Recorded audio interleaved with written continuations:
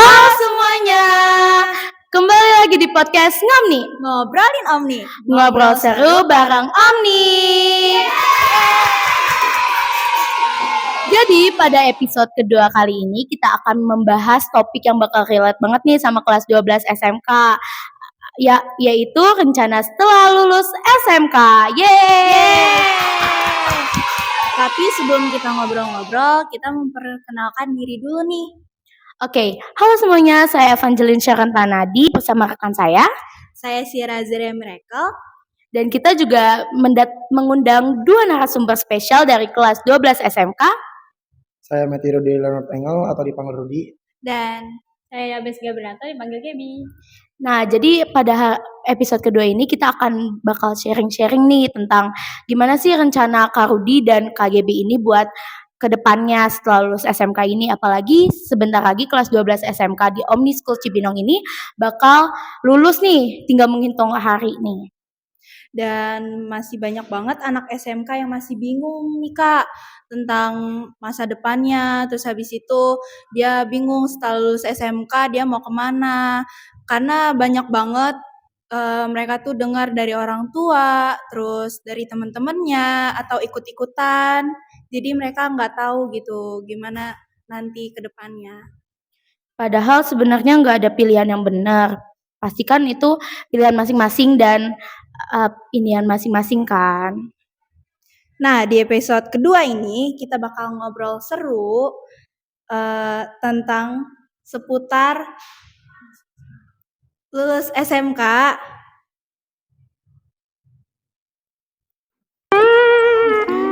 Apalagi Kak Rudy sama Kak Gaby ini kan angkatan pertama nih di SMK Omni School Cibinong. Dan sebentar lagi emang mau lulus. Tinggal ya beberapa hari lagi sih kayak. Nah, sebelum aku tanya nih, kakak kan jurusan DKV. Nah, aku mau tahu dong DKV itu belajar apa aja. Soalnya kan aku anak SMK ya, jadi nggak tahu nih. Iya. Aku anak SMA, aku anak SMA. Jadi aku nggak tahu nih jurusan DKV itu belajar apa aja. Mungkin simpelnya aja kali ya, DKV itu kan desain komunikasi visual, di mana kita bukan dipaksa sebenarnya diajarkan untuk gimana kita bisa membuat sebuah gambaran dengan cara sebuah komunikasi dengan sebuah gambaran. Contoh simpelnya kita ada mata pelajaran web design. Web design itu kita diajarin gimana membuat suatu web itu terlihat lebih menarik, lebih colorful dan gampang dimengerti oleh banyak orang dengan cara melihat gambar. Karena kan juga banyak orang yang malas baca kan sebenarnya. Jadi lebih gampang dilihat dari visual aja. Kalau dari KGB gimana? Sama sih kayak Rudy, kayak DKV itu kan kayak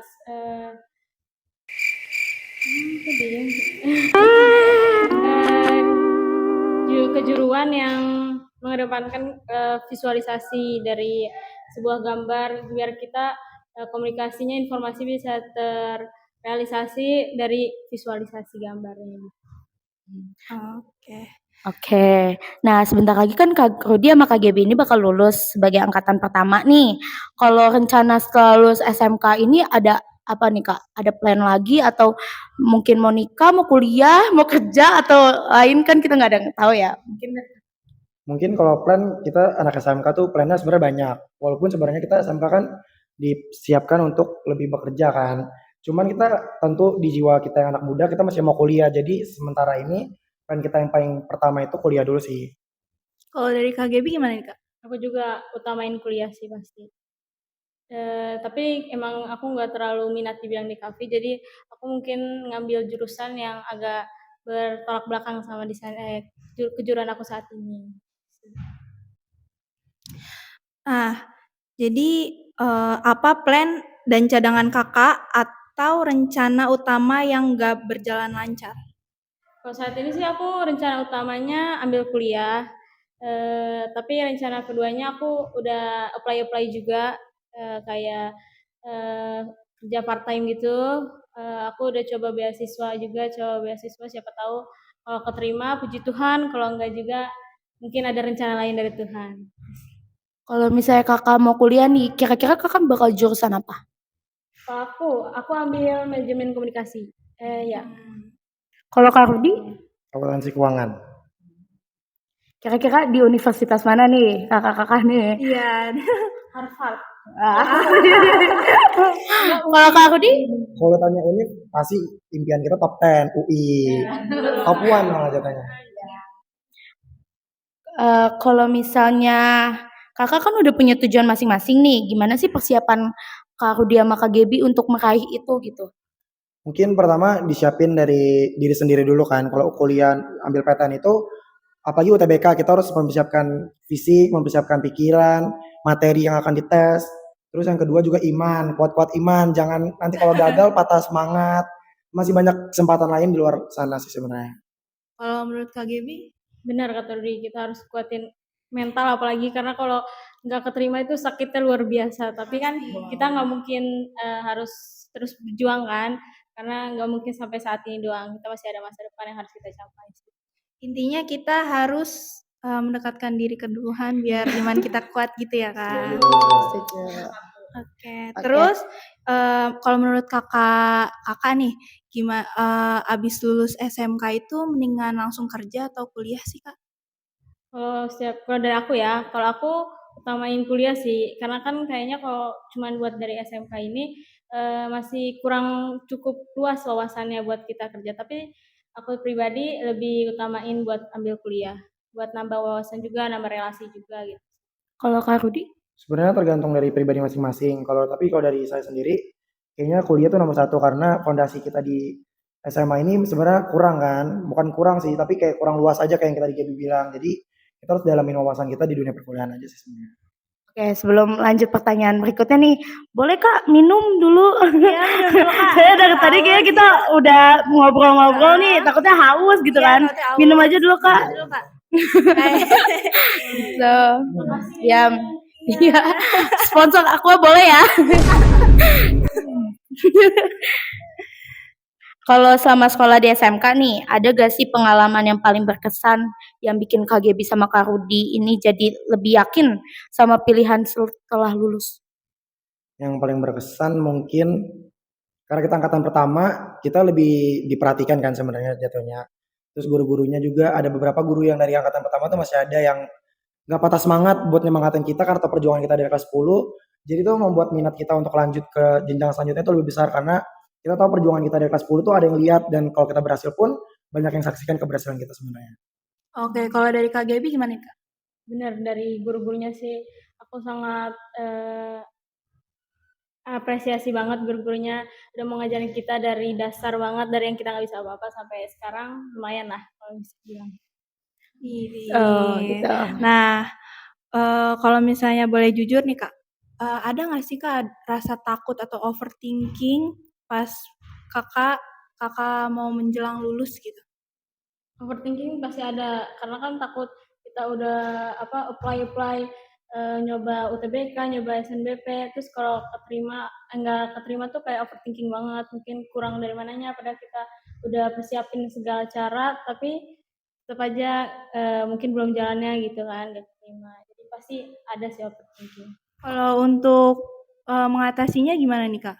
Mengatasinya coba cari yang lain aja, coba cari mungkin kita nyoba di universitas impian kita belum dapat, mungkin kita bisa coba di universitas lainnya gitu. Kalau Kak Rudi? Kalau dari overthinking udah pasti ada banget karena kan kita walaupun kita orang tua, contohnya orang tua kita nggak pernah ngomong kita harapan, tapi kita kan pasti merasa kita harapan orang tua kan. Kalau gagal di impian kita yang sebenarnya kita udah impikan banget tuh pasti kita patah kan. Itu yang membuat overthinking sebenarnya. Cuman kita ngatasinnya dengan cara gimana kita kuat-kuatin aja mental kita karena kalau kita nggak kuat mental kita nggak akan pernah berhasil, nggak akan pernah dapat apa yang kita impikan.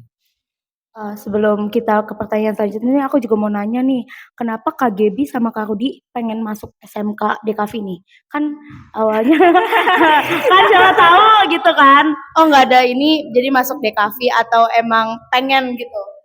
Mungkin awalnya nggak ada ketertarikan sama sekali sejujurnya ke DKV ini karena sejujurnya mata pelajaran favorit itu matematika kan. Di DKV matematika itu kayak nggak berguna sebenarnya. Cuman setelah masuk ke dunia DKV ini ngerasa kayak DKV ini membantu kreativitas kita semakin keluar. Gimana kita mempelajari, kita tuh nggak cuman dapat belajar sesuatu dari membaca, tapi dari visual. Kita mau belajar visual, membuat visual yang orang lain mengerti, menarik. Ya gitulah pokoknya. Oke, kalau misalnya dari KGB gimana? Awalnya sih aku kurang tertarik ya, tapi karena dijalanin sampai sekarang, menurut aku nggak terlalu buruk di cafe itu. Dan itu juga ada fun-funnya juga, karena kan kita nggak fokus di materi banget kan, kita lebih banyak ke praktek, kita lebih banyak pelajari aplikasi-aplikasi yang sebelumnya kita nggak tahu, jadi sekarang udah tahu. Terus guru-gurunya asik juga ya, Kak? Lumayan, asik banget. Kalau Kak Rudi gimana nih? Guru-gurunya asik apa enggak? Asik jujur karena mereka di luar materi mereka punya games-games seru yang buat kita sama belajar juga nggak boring sebenarnya. Tadi Kak Rudi katanya mapelnya favoritnya matematika. Kalau aku kayaknya nggak bisa deh. Sama Iya, aku juga nggak bisa, nggak bisa. Itu mapel terbenci kayaknya. betul. Nggak bisa. Oke. Nah, terus pertanyaan selanjutnya, apa sih satu hal yang paling kakak syukuri selama kakak belajar di SMK DKV? Yang paling aku syukuri sih, aku bersyukur banget aku masih bertahan sampai saat ini. Ya karena sepanjang ini udah ada beberapa teman kita juga yang keluar mungkin ya, tapi aku bersyukur aku masih kuat, masih bisa ada di Omni dengan ya tangan Tuhan, teman-teman yang asik, guru-gurunya apalagi. Sangat bersyukur sih aku. Kalau Kak Rudi? Yang bersyukur tuh guru-gurunya. Guru-gurunya tuh mereka sekecil apapun hasil jari kita, mereka pasti apresiasi banget. Terus pertemanannya juga yang gak toksik, solidaritas, seru, dan jadi banyak kenangan-kenangan yang masih bisa dikenang selama kita di Omni. Kalau aku mau tahu nih Kak, pesan apa sih buat teman-teman yang masih bingung pilih jurusan buat atau plan ke depannya gimana nih? Ada pesan nggak? Ada banget pesannya, jangan nganggap remeh kemana kalian selanjutnya, karena biasanya itu dari pengalaman pribadi kelas 10 kelas 11 itu kita masih terlalu fokus sama SMA harus lulus, cuman kita nggak punya plan di mana kelas 12 itu kita harus kemana. Nanti pas udah injak kelas 12 apa kita masuk semester 2 itu makin banyak, kalian nanti pasti ngerasain sendiri banyak orang-orang di mana yang stres, mungkin ada orang-orang yang mempersiapkan kan, cuman yang belum persiapkan itu pasti stres, pokoknya banyak masalah lah yang timbul karena nggak ada persiapan apapun dari kelas 10 kelas 11-nya kan. Jadi lebih dipersiapkan aja dari kelas 10 ke 11, pilih mau kemana selanjutnya. Kalau misalnya dari KGB?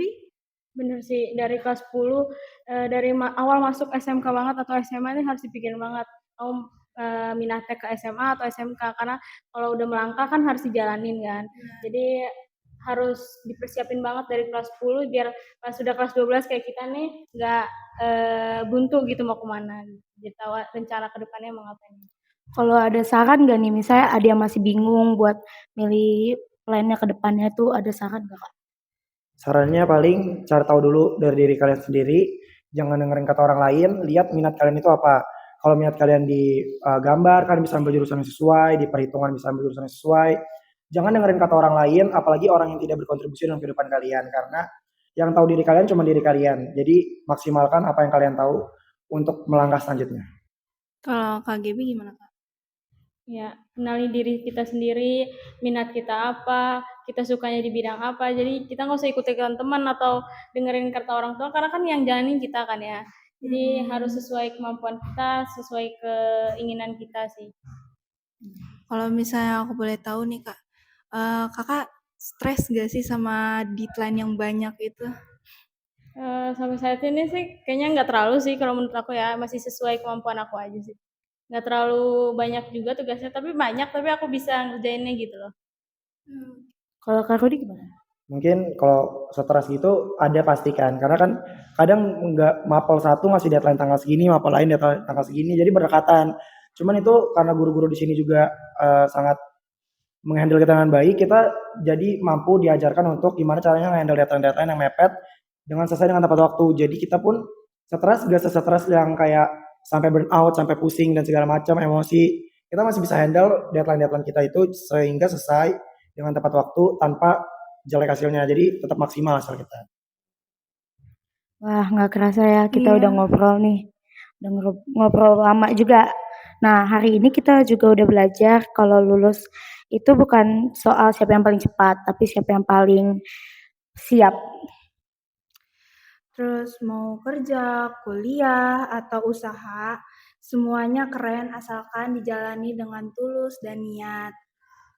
Semoga episode kali ini, di episode kedua ini, bersama Kak Rudi dan Kak Gaby bisa memotivasi memotivasi kalian untuk lebih giat lagi belajar, mau itu jurusan DKV, jurusan apapun itu, kalian bisa menghandle dan tetap semangat.